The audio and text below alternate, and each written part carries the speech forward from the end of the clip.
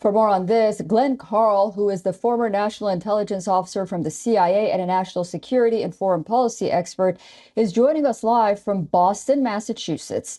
Glenn, great to see you again. How does the Russian spacecraft hailing an American spy satellite in low Earth orbit, as they say, impact the intelligence gathering capabilities of the U.S.? And what are the potential consequences of this action on the global balance of power ultimately? Well, it's nice to see you again, too. It doesn't immediately, the fact that a Russian satellite is tailing, we'll say, an American surveillance satellite or satellites doesn't change anything at present about the capabilities of the United States. But as a potential change that it could cause, that is quite significant. It seems that the deployed Russian satellite may be a nuclear weapon, actually, whose blast could not just destroy one satellite, but conceivably hundreds or thousands based on the spread of the radiation and the blast force. So the potential ramifications are huge, but it's more, I think, setting up a capability by the Russians than at present changing the current structure of forces and capabilities.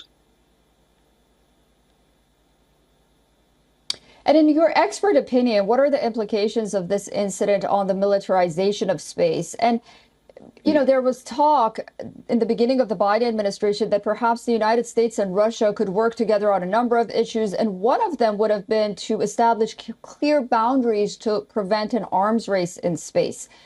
Now, given this incident, there seems to be growing concern.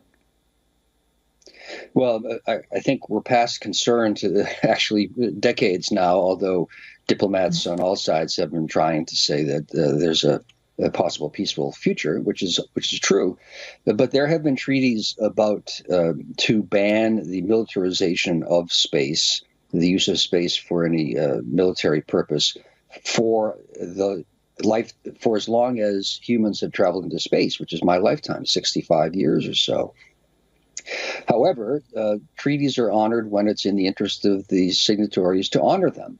And when tensions grow in the estimation of one side or the other to a point where they perceive greater national interest in doing what they wish rather than what the treaty says, that will happen, whether it's in space or on land. In the 1920s, the major global powers negotiated a limitation on the size of warships, and that was honored until it was not. And I don't mean to be facetious or flippant, but that's what happened, and we then had the devastation of World War II. Similarly, in space, there have been efforts to limit militarization, but since tensions are clearly great between Russia and the United States, between China and the United States, and with a growing number of space powers, you're seeing pressure on the agreements that is now passing the bounds, and we're starting to see the militarization of space, and I expect that will continue. All right, very interesting stuff. Thank you so much for that thorough analysis. Glenn Carl joining us from Boston, Massachusetts. Glenn, I look forward to speaking to you again very soon. And you, thanks.